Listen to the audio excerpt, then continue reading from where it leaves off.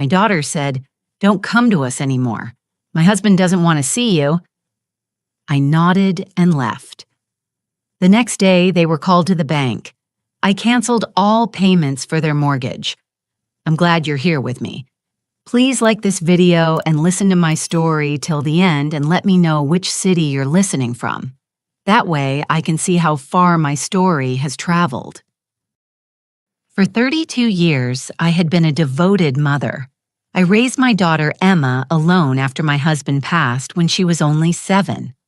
I worked 2 jobs, morning shifts at the hospital as a nurse, evenings cleaning offices, to give her everything she needed.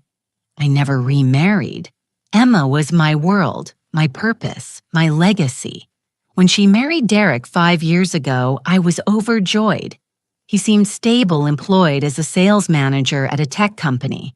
They wanted to buy a house, start a family, but their credit wasn't strong enough for the mortgage they needed. Mom Emma said over coffee one Saturday morning, "Would you co-sign for us, just a formality? We'll make every payment ourselves." I signed those papers without hesitation. What kind of mother wouldn't help her child achieve the American dream? The monthly payment was $2,800. I verified their bank account had sufficient funds. I trusted my daughter completely. The first year went smoothly. They moved into a beautiful 3-bedroom colonial in a good neighborhood. I visited every Sunday for dinner.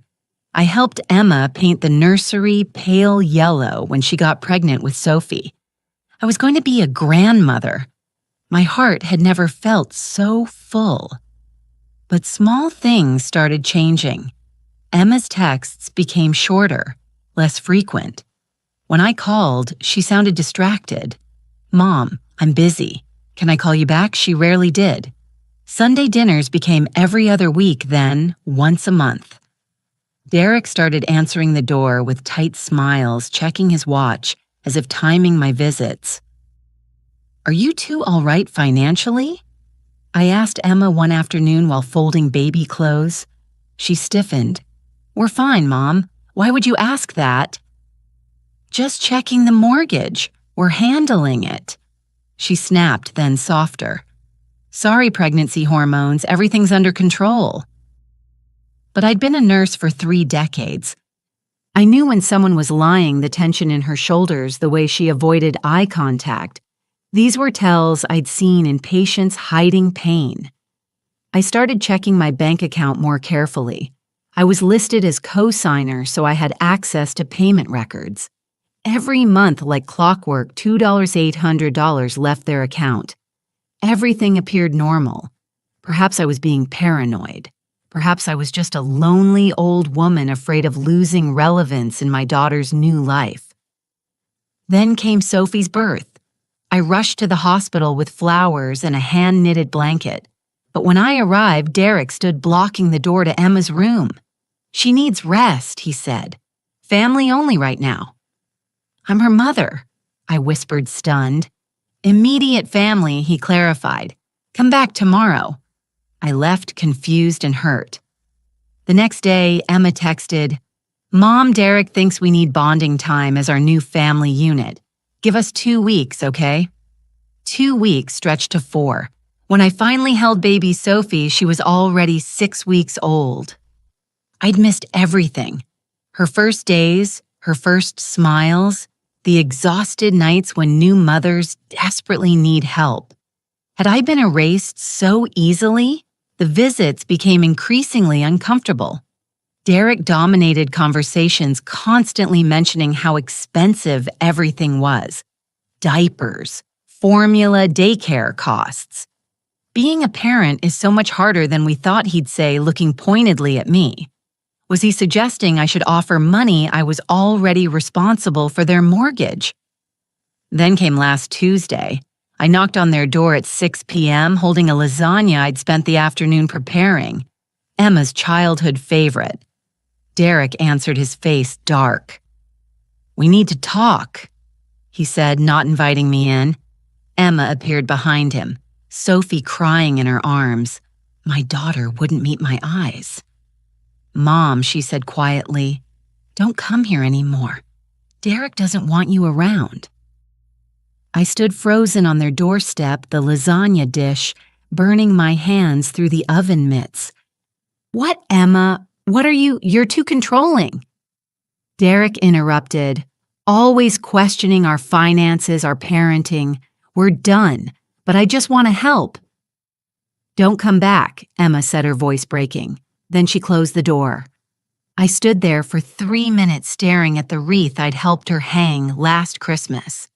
Then I nodded to the closed door, turned, and walked to my car. My hands shook so badly I could barely start the engine. That night, I couldn't sleep. At 3:00 a.m., I opened my laptop and logged into my bank account. What I discovered made my blood run cold. The mortgage payments had stopped 3 months ago. I sat in my dark kitchen, the laptop screen illuminating my face, scrolling through the payment history with trembling fingers. January paid, February paid, March paid, then nothing. April missed. May missed, June missed. How had I not noticed? Because I'd been checking their account activity, not the actual mortgage sarer. They'd been clever about it. The money stayed in their account instead of going to the bank. $2,800 3 months. $8,400 they'd simply kept. But here was the nightmare. I was the co-signer. My name was on that loan. My credit, perfect for 40 years, was now being destroyed. I clicked over to my credit monitoring app. My score had dropped 89 points. There were late payment notices threatening letters from the mortgage company that had been sent to their address, not mine. I pulled up my email there, buried in my spam folder. I found them. Automated warnings from the bank. Payment 30 days overdue. Payment 60 days overdue. Payment 90 days overdue. Foreclosure proceedings may begin. They'd used me. My daughter and her husband had used me, drained my creditworthiness, and then discarded me like trash when I was no longer useful. Or worse, before I could discover what they'd done. Don't come back, Emma had said. Now I understood. They were trying to cut me off before I checked the mortgage status. Before I realized I was financially ruined. I made coffee at 4:00 a.m. My hands steadier now. Shock was giving way to something colder. I'd been a nurse through the AIDS crisis, through hospital budget cuts, through countless nights holding the hands of dying patients. I'd raised a child alone. I'd survived my husband's death. I was not fragile. I opened a notebook and began writing. First, I listed the facts. Co-signed mortgage, $425,000. Monthly payment, $2,800. Payments missed $38,400 total. My credit score damaged. Foreclosure risk imminent. My legal responsibility total. If they continued missing payments, the bank would foreclose. They'd lose the house, but so would I, and I'd still owe the debt. My retirement savings, my own small home, everything I'd worked for could be seized to cover their loan. Had they planned this from the beginning, I thought back to Derek's careful questions 5 years ago about my retirement accounts, my property value. Had I been a mark all along at 9:00 a.m., I called the mortgage company. A representative named Patricia answered, "I'm a co-signer on loan number 444728891, I said calmly. "I've discovered the primary borrowers have missed 3 payments." "Yes, ma'am. The account is seriously delinquent. We've sent multiple notices to their address, not mine. I need to know my options." Patricia's tone shifted, becoming more sympathetic. "As co-signer, you're equally responsible for the debt. You could make the payments yourself to avoid foreclosure. Or you could," she paused. "This is delicate, but you could remove yourself as payer if you're set up for automatic payments. What happens then? The primary borrowers would receive immediate notification that payments have stopped. They'd have 30 days to make arrangements or face foreclosure proceedings." "I see," I said. "Thank you, Patricia." I hung up and sat very still. I had been making the payments through automatic transfer from my account directly to the mortgage company, a backup system I'd set up just in case. For the past 3 months, while Emma and Derek pocketed their $2,800, I had been covering their mortgage without even realizing it. The automatic transfer had prevented foreclosure, but it had also hidden their theft from me. They were stealing from me twice. Once by not paying again by letting me pay while keeping their money. My phone buzzed. A text from Emma. Please respect our boundaries. We need space. Space. They wanted space while draining my bank account and destroying my financial future. I looked at my notebook again. The facts were clear. My course of action crystallized like ice, forming on a winter window. I opened my laptop and logged into the mortgage payment portal. I found the automatic payment settings. My finger hovered over the Cancel Automatic Payment button. If I pressed it, their free ride ended. Within days, the bank would contact them. Within weeks, foreclosure proceedings would accelerate. They'd lose their house unless they could suddenly produce $200 the 3 months they'd skipped, plus the current month. But I would be free. My money would stop flowing into their pockets. The consequences of their actions would finally land on their shoulders, not mine. Was I being vindictive? No. I was being rational. They had made their choice. They had stolen from me, lied to me, and thrown me away. Now they would learn that actions have consequences. I pressed the button. The screen confirmed. Automatic payments canceled. I closed the laptop and took a long sip of cold coffee. Tomorrow I would visit my lawyer, but tonight I had taken the first step toward protecting myself. Let them learn the hard way what happens when you betray the person who loved you most. Thursday morning, I sat in the law office of Marcus Chen, an attorney I'd known socially for years. His office overlooked the harbor.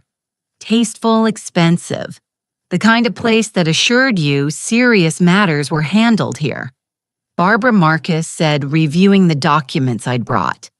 This is unfortunately more common than you'd think. Family members exploiting co-signers. He looked up at me over his reading glasses.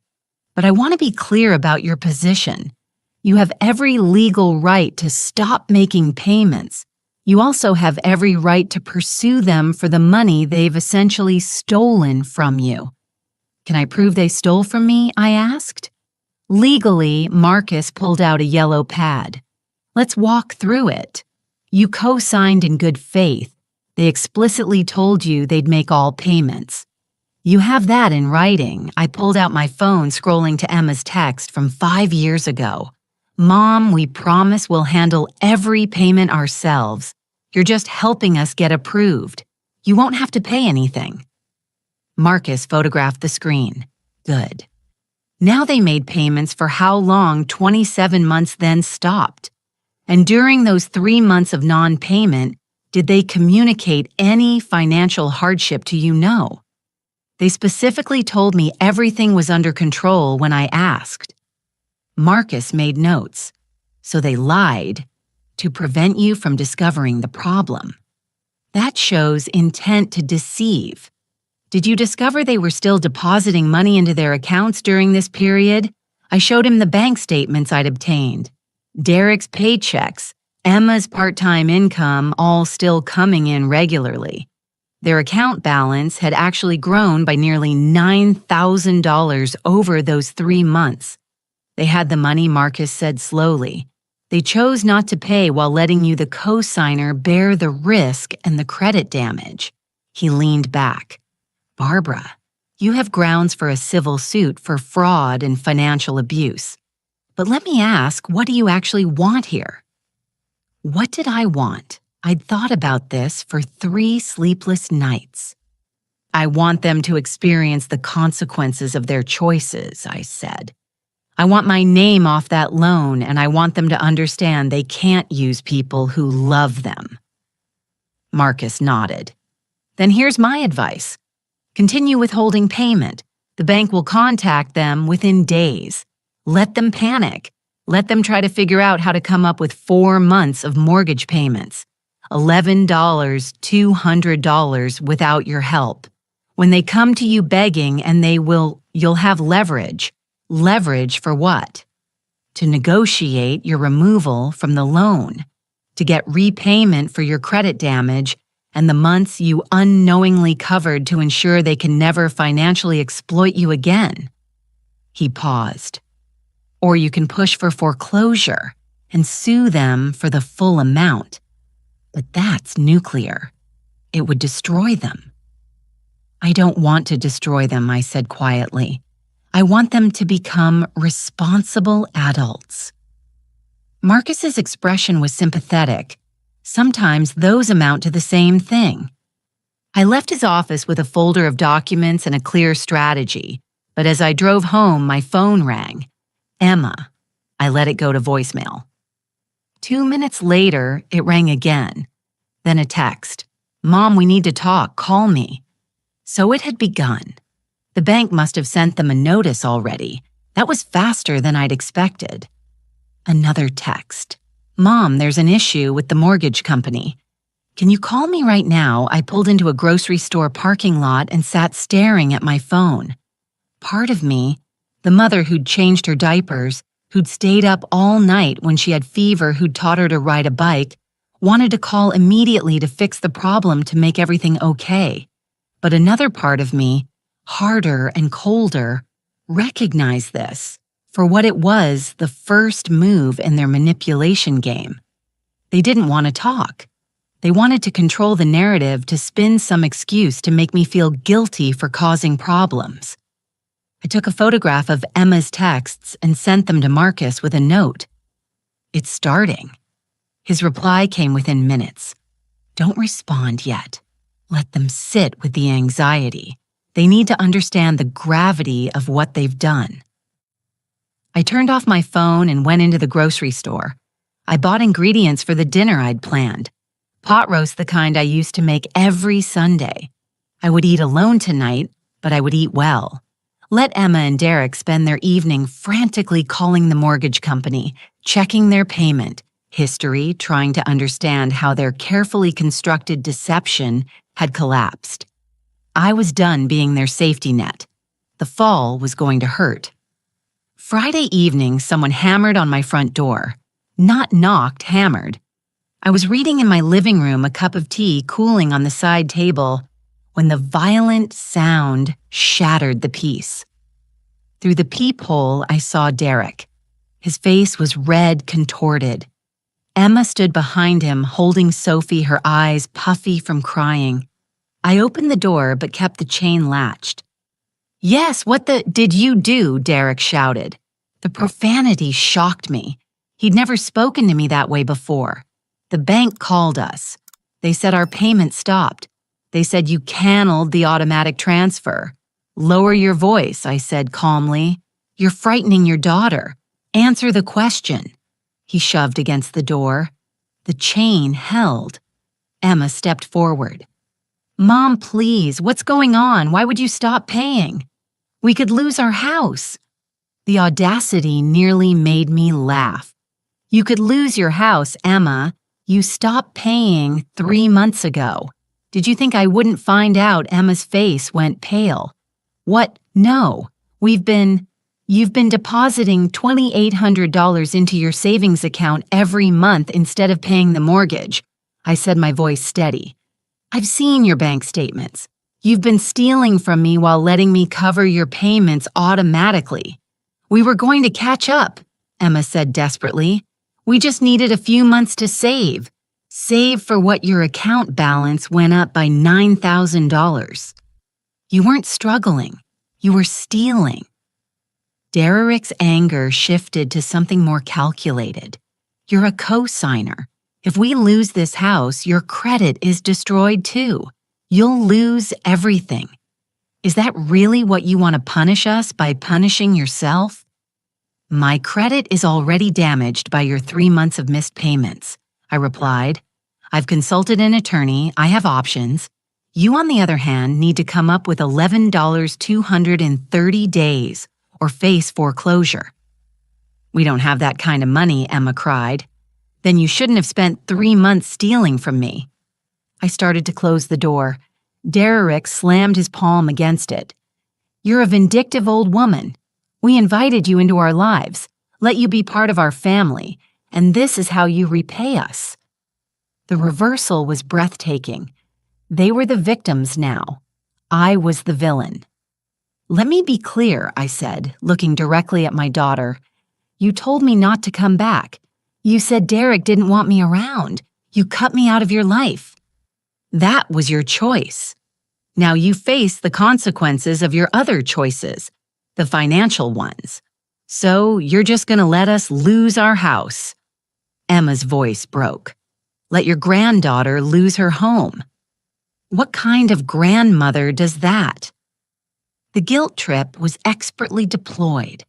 I felt it land, felt the familiar tug to fix things, to sacrifice myself for my child's happiness. But Marcus's words echoed in my mind.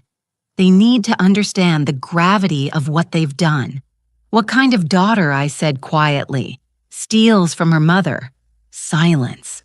Sophie whimpered. Emma rocked her automatically, but her eyes were locked on mine. Angry, desperate, disbelieving. We'll sue you, Derek finally said, for elder abuse for withholding help when you're on the loan. My attorney welcomes that lawsuit, I replied. It would give us the opportunity to present evidence of your fraud to a judge. Do you really want that? Derek's face shifted through several emotions. Rage, calculation, fear. He grabbed Emma's elbow. Come on. We're not begging this bitter old woman for anything. They left. I watched through the window as Derek practically shoved Emma into their car. He was yelling at her. I could see his animated gesture, see Emma crying. Then they drove away, tires squealing. I closed the door and locked it. Then I walked to my bathroom and vomited. The confrontation had taken everything out of me. My hands shook so badly, I had to grip the sink to steady myself. I'd stood my ground. I'd protected myself. But God, it hurt. That night, I called my sister Helen in Arizona. I told her everything. She listened without interruption, then said simply, "Come visit me for a week. You need to get away from this. I can't just leave." "Yes, you can. You've done what needed to be done. Now let the system work while you recover. Please, Barbara." The next morning, I booked a flight. Marcus agreed it was wise. Let them stew, he said. Let them try to figure out solutions without you. Right now, you're too accessible. Distance will help. I spent a week in Arizona. Helen and I hiked in the desert, cooked elaborate meals, watched old movies. I turned off my phone except to check messages once daily. Emma called 17 times. Derek sent dozens of texts ranging from apologetic to threatening. I ignored them all. The desert sun baked the poison out of me. By the time I flew home, I felt like steel. The letter was waiting when I returned home. It had been hand-delivered, slipped through my mail slot. Emma's handwriting on the envelope. Inside 3 pages. A letter that alternated between apology and manipulation so seamlessly that I could almost admire the craft of it. Mom, I know we made mistakes. I know we hurt you, but I'm begging you to remember who we are to each other. Remember when I was sick and broke my arm. You held me all night in the hospital. Remember teaching me to drive. Remember my wedding day when you told me you'd always be there for me. Derek made bad decisions. He convinced me to skip the payments temporarily. I was wrong to go along with it. But Mom, we're still your family. Sophie is your granddaughter. She'll grow up not knowing you if you continue down this path. Please, let's meet and talk. Let's find a solution together. I'm not asking you to pay. I'm asking you to give us a chance to fix this, to fix us. Don't throw away our entire relationship over money. You're better than that. You taught me that love is more important than anything else. Please call me. Please. I love you, Emma. I read it 3 times. Each time I identified the manipulation tactics more clearly, the emotional appeals to shared history, the subtle blame shifting to Derek, the implicit threat about losing access to Sophie, the suggestion that my boundaries were about money rather than betrayal. The final play to my own values, love over everything. It was masterful, and it almost worked. I felt the old pull to make peace, to smooth things over, to sacrifice my needs for my daughter's comfort. But I'd spent a week in Arizona talking with Helen, who'd reminded me of something crucial. You can love someone and still refuse to let them destroy you. I took a photograph of the letter and sent it to Marcus. His response was immediate. Classic manipulation. Don't respond emotionally. If you respond at all, keep it purely factual. But I wasn't going to respond. Not yet. They wanted engagement because engagement meant negotiation, and negotiation meant I'd eventually cave. They'd spent years learning how to push my buttons. Instead, I went to my weekly church coffee group. I'd been a member for 15 years, though I'd missed meetings during the crisis. When I walked in, several women immediately surrounded me. Barbara, we've missed you. I'd always kept my personal life private. But something in me broke open. Maybe it was exhaustion. Maybe it was the need to stop carrying this alone. Over coffee and cookies, I told them everything. The response stunned me. My son did something similar, Patricia said quietly. Used my name on credit cards, destroyed my credit. I had to cut him off completely. Family can be the cruelest, Joan added. My daughter stole my mother's jewelry after promising to keep it safe. Sometimes, love isn't enough. Margaret, a retired judge, leaned forward. You're doing exactly the right thing. They need to face real consequences or they'll never change. You're not being cruel, you're being a parent. The validation was overwhelming. I'd feared judgment, but instead found solidarity. These women understood that protecting yourself from exploitation wasn't selfishness. It was survival. Over the next week, my support network strengthened. Marcus connected me with a financial advisor who helped me analyze my retirement security. My doctor prescribed something mild for the anxiety that woke me at 3 a.m. Helen called every other day just to check in, and I started documenting everything. Every text from Emma and Derek went into a folder. Every phone call, which I still didn't answer, was logged. Marcus said if this eventually went to court, my detailed records would be crucial. Emma tried different approaches: apologetic texts, angry voicemails. Finally, she sent a photo of Sophie with the caption, "Grandma, when will I see you again? That one hurt the most, using my granddaughter as a weapon." I showed it to Margaret, who shook her head sadly. They're getting desperate. That's actually a good sign. It means they're finally understanding you're serious. But what if I never see Sophie again? I asked. Then Emma will be teaching her daughter that manipulation and theft are acceptable family behaviors. Is that the legacy you want for Sophie? It wasn't. I wanted Sophie to grow up knowing that actions have consequences, that trust matters, that people can't be used and discarded. I wanted to be a grandmother someday, but to a woman who'd learned integrity, not manipulation. So I stayed silent. I let Emma and Derek spiral in their own anxiety, and I fortified myself with the community I'd found. People who understood that sometimes the most loving thing you can do is refuse to enable destruction. 3 weeks after I'd canceled the payments, my phone rang from an unknown number. I almost didn't answer, but something made me pick up. Barbara, this is Patricia from the mortgage company. I wanted to inform you that the primary borrowers have made a payment arrangement. They're current as of today. My heart sank and soared simultaneously. They'd found the money, but from where that question would be answered sooner than I expected. They appeared on my doorstep Sunday morning. I was gardening wearing my old jeans and straw hat when I heard the car pull up. Emma and Derek both dressed nicely. Emma carried Sophie, and in Derek's hands was a bouquet of roses, my favorite. "Mom," Emma called out, her voice bright with false cheer. "Can we talk, please?" Every instinct screamed at me to send them away, but I was curious. Where had they gotten $11 $200? What was their angle now? I removed my gardening gloves slowly. "You can come in for 15 minutes. Inside, they arranged themselves on my sofa like we were having a normal family visit. Derek placed the roses on my coffee table. Emma bounced Sophie on her knee, making sure I could see my granddaughter's sweet face, her tiny hands reaching toward me. "Mom," Emma began, her voice warm.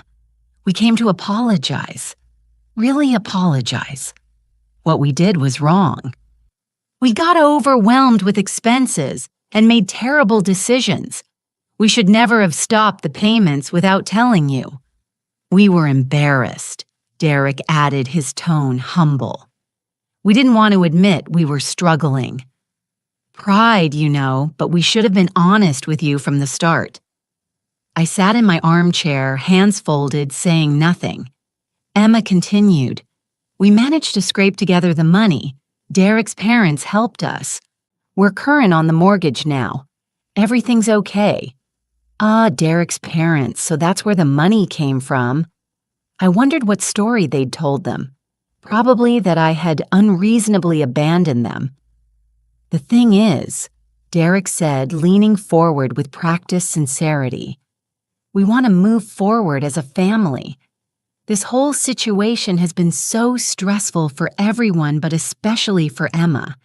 She's been crying every night, missing you." Emma's eyes welled on cue. "I have Mom. I miss you so much. Sophie asks about you." She points at your photo. "We made mistakes, but we're family. Family forgives." There it was. The core manipulation. Family must forgive always, regardless of what's been done. "What exactly are you proposing?" I asked calmly. "That we put this behind us," Emma said. "We restart the relationship. You come for Sunday dinners again. We move forward with trust and love." "And the mortgage?" I asked. Derek waved his hand dismissively.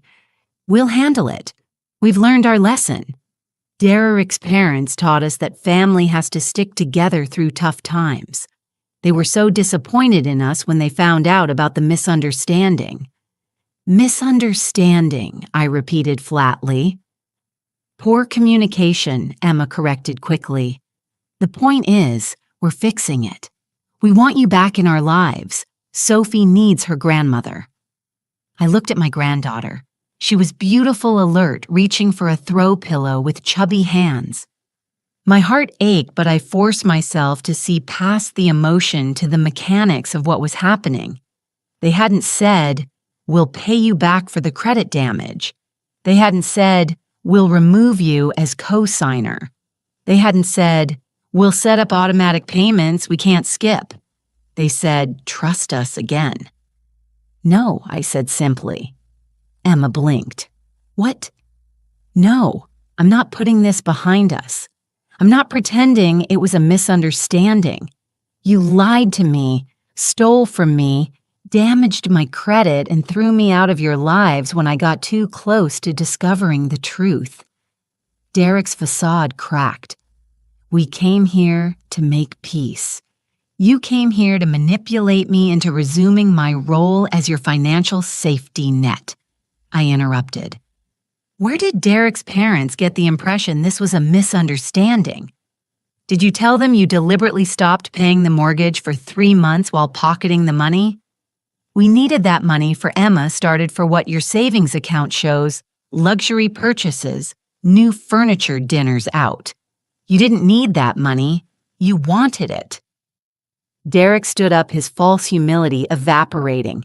You're really going to be this petty after everything we've done to try to make this right? You've done nothing to make this right, I said, standing to face him. You paid what you legally owed after I forced the issue. You haven't acknowledged the real harm. You haven't made amends. You've just shown up with flowers and fake tears expecting me to forget. You're unbelievable, Derek spat. Emma warned me you were bitter and controlling, but I didn't realize how bad it was.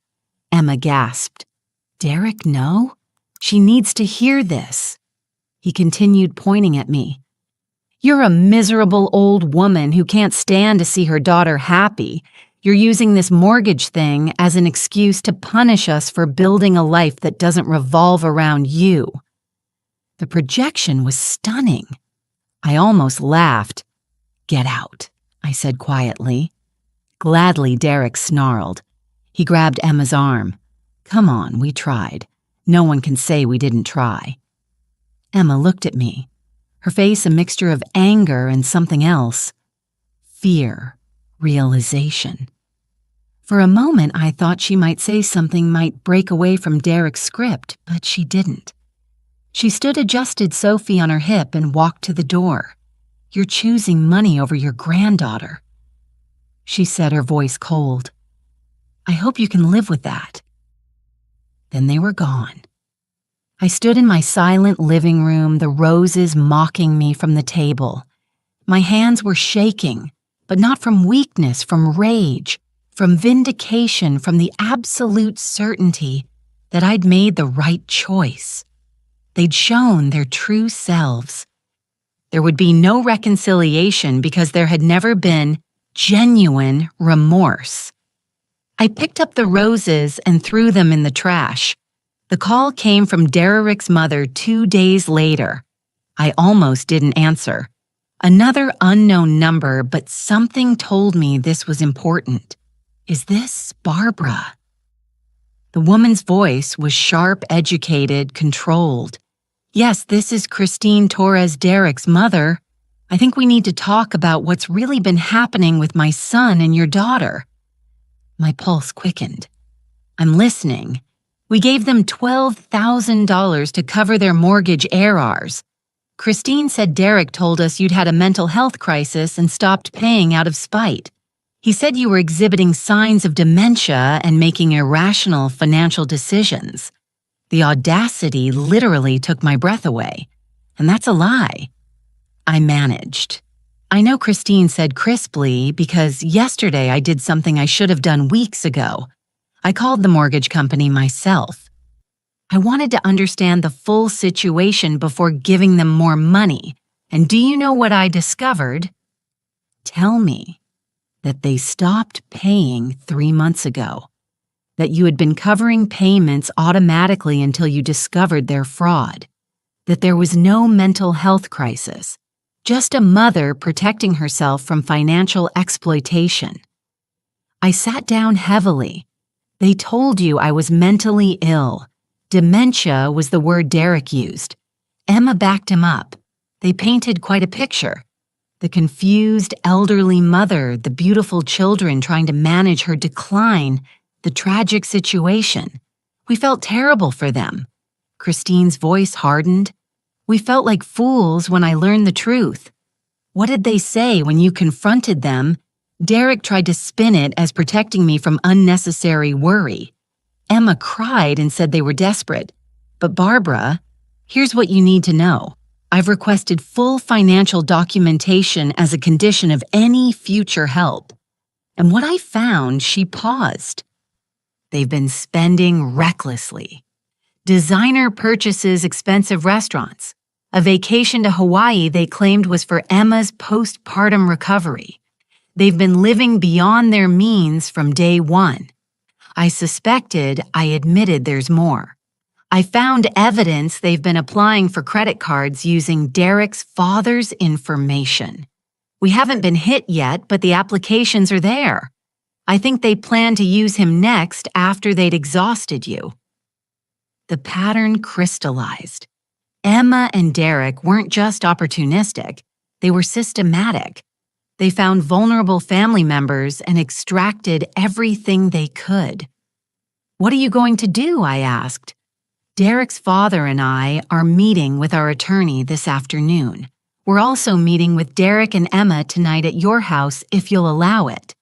It's time for a come to Jesus meeting with all cards on the table. Why my house? Because you're the primary victim, because you deserve to face them with backup. And because I suspect they've been telling you I'm on their side just like they told us you were mentally unstable. We need to shatter their ability to triangulate." That evening, my small living room became a courtroom. Marcus Chen sat beside me. I'd asked him to attend as my attorney. Across from us sat Emma and Derek, flanked by Derek's parents, Christine and Robert. The atmosphere was glacial. "Let's start simply," Christine said. "Derek, Emma, explain to everyone here why you stopped paying the mortgage." Derek opened his mouth, but Emma spoke first. "We were struggling financially. Your bank statements show $8,000 in discretionary spending during those 3 months." Christine interrupted. "Try again." Emma's face crumbled. "Mom was supposed to cover it. She's the co-signer." "Supposed to," I said quietly. "You explicitly told me I'd never have to pay anything." "Things changed," Emma shot back. "We had a baby. Costs went up. You were supposed to help us by lying to me, by letting me discover it accidentally, by throwing me out of your lives when I got close to the truth. We didn't throw you out," Derek insisted. "We asked for space because you were interfering. You told Barbara she was no longer welcome." Marcus interjected, reading from his notes. Quote, "Don't come back. Derek doesn't want you around." That was your daughter's exact text. Robert Torres spoke for the first time. "Son, did you tell us Barbara was experiencing dementia?" Derek paused. We were trying to simplify. Yes or no? "We thought she might be." Emma pleaded. She was acting so irrationally. Irrationally, I stood my voice, rising. "I discovered you were stealing from me, and I protected myself. That's not irrational. That's survival. You abandoned your own daughter." Emma screamed, finally dropping the victim act. "What kind of mother does that? We needed you and you turned your back on us. You needed my money," I corrected coldly. "You never needed me. When did you last ask about my life, my health? When did Sophie's birth become about my presence versus my presence? You used me until I was used up, then discarded me. The truth hung in the air, undeniable." Christine stood. "Emma, Derek here are the facts. You committed fraud against Barbara. She has legal grounds to sue you. The only reason she hasn't is because she hoped you'd learn and change. But you haven't. You've escalated lying about her mental health, attempting to isolate her from truth-tellers, and now we discover you've been attempting credit fraud against us, too." Derek's face went white. "That wasn't... We were just exploring." "Stop," Robert said wearily. "Just stop lying." Emma looked at me, her eyes desperate. "Mom, please, we're sorry. We'll do anything. Remove me from the mortgage," I said. "Refinance in your names only. Pay me back the $8,400 you stole, plus the $3,000 my credit repair will cost. Submit to a financial audit by Christine. And until all of that is complete, we have no relationship." "That's not fair," Derek shouted. "Fair." Marcus Chen smiled thinly. "Mr. Torres, my client, is being extraordinarily generous. A lawsuit would cost you far more than compliance." The fight drained out of them. Emma sobbed. Derek stared at his hands. The empire of lies had collapsed. I'd won, but victory tasted like ash. The refinancing process took 6 weeks. During that time, Emma and Derek had no choice but to comply with every demand. They opened their finances to Christine's auditor, who discovered even more troubling patterns. Unpaid credit card balances alone from Derek's brother. They'd never mentioned bills and collections. They couldn't refinance under their own names. Their debt-to-income ratio was too high, their credit scores too damaged. The bank rejected their application 3 times. Christine delivered the news coldly. "You'll have to sell the house." Emma called me hysterical. "Mom, please. We have nowhere to go." "Please talk to Christine. She'll listen to you. Tell her we just need more time." "No, I said you made your choices. Now live with them." "What about Sophie? She'll lose her home. Sophie will adapt. Children are resilient. Maybe she'll learn valuable lessons about responsibility from her parents' failure." The cruelty of my words surprised even me, but I felt no urge to soften them. They'd stolen from me, lied about me, tried to have me declared mentally incompetent. Mercy would only enable more exploitation. They listed the house in February. It sold in March. A buyer market meant they barely broke even after realtor fees and closing costs. They moved into a small apartment across town. Derek's parents refused to help with the deposit. Emma called me begging for money. I said no, but I did make sure the financial consequences followed them properly. With Marcus's help, I filed a civil suit for the $8,400 they'd stolen plus damages. They couldn't afford an attorney. The judge ruled in my favor, ordering garnishment of Derek's wages until the debt was repaid $300 per month for 3 years. "Your Honor," Derek had pleaded, "we have a child that $300 is groceries. You should have considered that before committing fraud." The judge replied dryly. The mortgage was refinanced into a qualified buyer's name. Technically, a sale that removed my liability. My credit score began its slow recovery. Christine's forensic accountant provided evidence of Derek's attempted identity theft against his own parents. Robert filed a police report. Derek wasn't arrested, but the investigation hung over him, destroying any chance of advancement at his job. Emma's life unraveled differently. Her part-time job had always been contingent on Derek's income supporting them. When money got tight, she had to increase her hours, but they couldn't afford daycare. She called me once, her voice broken. "Mom, I don't know what to do. I can't find Childare. Derek works days. I work evenings. We never see each other. Sophie cries all the time. This is all your fault." "My fault?" I said incredulously. "I didn't steal from anyone, Emma. I didn't lie to family. I didn't commit fraud. You could have helped us. I was helping you. I co-signed a $425,000 loan. That wasn't enough. You needed to steal more." She hung up on me. She tried calling back an hour later, but I'd blocked her number. I was done being her emotional dumping ground. Through Christine, who maintained minimal contact to monitor the situation, I learned the rest. Derek grew resentful of Emma, blaming her for not managing me better. Emma grew resentful of Derek for initiating the mortgage scheme. Their marriage became a battlefield of mutual blame. They separated in May. Emma moved into a studio apartment with Sophie. She had to sell most of their furniture to cover deposits. Derek moved back with his parents, who charged him rent and maintained strict financial oversight.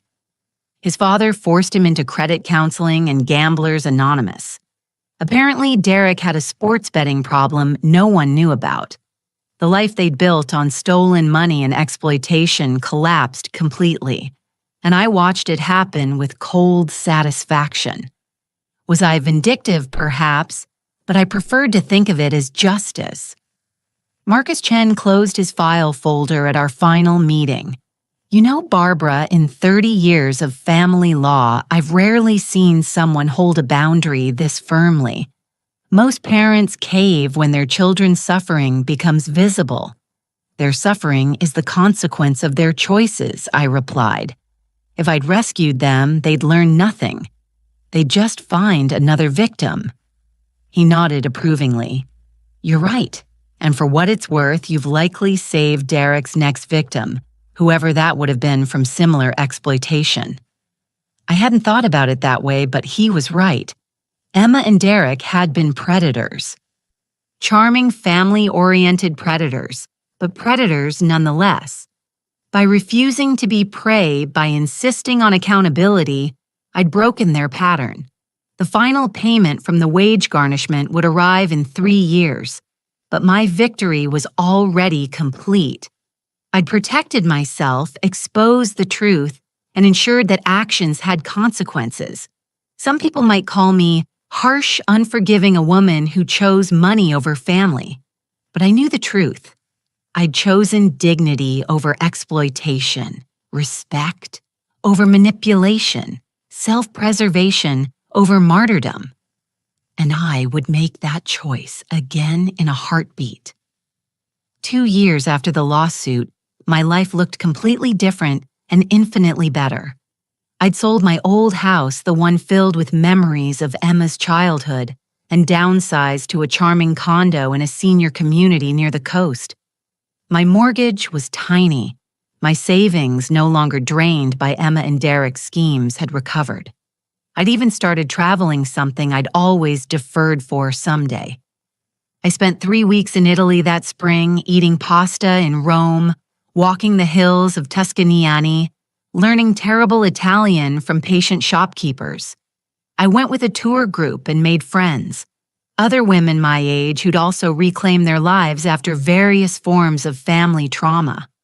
My daughter wanted me to fund her failed business indefinitely. Martha told me over wine in Florence. I finally said no. Best decision of my life. We understood each other. We were women who'd learned that love without boundaries becomes self-destruction. Back home, I volunteered at the hospital where I'd once worked. I mentored young nurses sharing 3 decades of experience. I joined a book club. I took up watercolor painting. I learned to play mahjong. I adopted a rescue dog named Pepper, who slept at the foot of my bed and greeted me with pure joy every morning. My life was full, peaceful mine. Helen visited often. We'd grown closer through the crisis. She was no longer just my sister, but my best friend. Christine Torres and I met for lunch occasionally. We'd bonded over our shared experience of being exploited by our children. She was navigating her own recovery, having cut Derek off completely after the identity theft attempt. Robert wants to reconcile with Derek, she told me once. Fathers and sons, you know, but I won't. Some betrayals are unforgivable. I understood. I'd made peace with the possibility that I might never see Emma or Sophie again. It hurt less than I'd expected. The grief had been sharpest in the beginning. Now it was more like a scar, present but not painful. Meanwhile, Emma and Derek's lives spiraled further downward.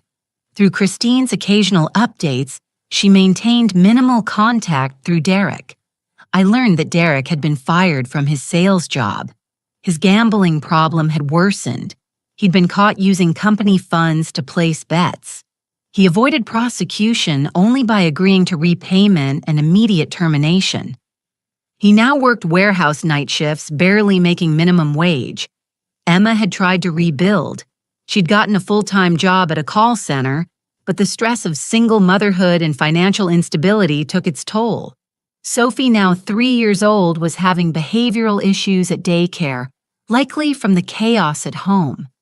Emma had gained weight, looked exhausted in the photo scene reluctantly shared. She'd aged a decade in 2 years. They'd tried to reconcile briefly, moving back in together to save money. It lasted 4 months before collapsing again. Derek had been seeing someone else, a woman he'd met at Gamblers Anonymous. Ironically, Emma discovered text and threw him out. The divorce was finalized last month. Emma had tried reaching out to me twice. Once on my birthday, a text that said simply, I'm sorry. Can we talk? I didn't respond. The second time was last Christmas. A card arrived with a photo of Sophie. On the back, Emma's handwriting. She asks about you sometimes. I tell her, you love her, but you're far away. Maybe someday we can fix this. I kept the photo. Sophie looked like Emma had at that age. Same bright eyes, same curious expression. My heart ached, but I didn't respond because someday we can fix this. Still placed the burden on me. Still suggested that I was the one who needed to bend to forgive without true amends to resume my role as emotional and financial support. Emma still didn't understand that she'd shattered something irreparable. Trust once broken so thoroughly doesn't simply heal with time and wishful thinking. My therapist, yes, I'd started therapy to process. Everything helped me see it clearly. She wants forgiveness without change. Dr. Morrison said she wants you back in her life on her terms. But what about your terms? What about your peace? My terms were clear. I deserved a life free from exploitation. I deserved relationships built on honesty and reciprocity. I deserved to be seen as a whole person, not just a resource to be drained. And I had that life now. I woke up every morning without dread. I made plans without worrying who'd disrupt them. I spent money on myself without guilt. I existed for myself not as someone's mother, not as someone's financial safety net, just as Barbara, a woman of worth, independent and whole. Did I think about Emma sometimes? Of course. Did I wonder about Sophie's development, her first words, her personality constantly? Did I mourn the grandmother relationship I'd lost? Yes. But I didn't regret my choices. Not for a moment, because the alternative continuing to enable theft, lies, and exploitation would have destroyed me. And I'd worked too hard, survived too much to let anyone destroy me, not even my own daughter.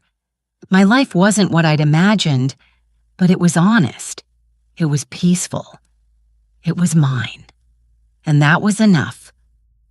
So what did I learn from all this? That love without boundaries isn't love. It's self-destruction. That family doesn't give anyone permission to exploit you. That protecting yourself isn't selfish. It's necessary. I learned that sometimes the most loving thing you can do is let people face the consequences of their choices. That sacrifice without reciprocity is just martyrdom. That you can't set yourself on fire to keep someone else warm. Most importantly, I learned that you teach people how to treat you. For years, I taught Emma that I'd absorb any hurt, forgive any betrayal, sacrifice anything. She learned that lesson well. Now I've taught her something different.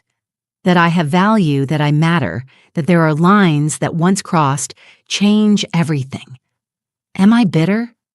No, I'm free. Would I have done anything differently? Not a single thing. What would you have done in my position? Would you have forgiven them? Would you have continued enabling, or would you have drawn the line? Think about the people in your life who take and take and take. Think about the boundaries you haven't set because you're afraid of conflict, afraid of loss, afraid of being called selfish. Then ask yourself, what is your peace worth? If this story resonated with you, leave a comment. Tell me your experience. Tell me if you'd have made different choices. I genuinely like to know. And if you're facing something similar, someone exploiting your love, your generosity, your sense of obligation, please know this. You deserve better. You deserve honesty, reciprocity, and respect. Don't be afraid to demand it. Thank you for listening to my story. I hope it helps someone out there find the courage to protect themselves because you're worth protecting always.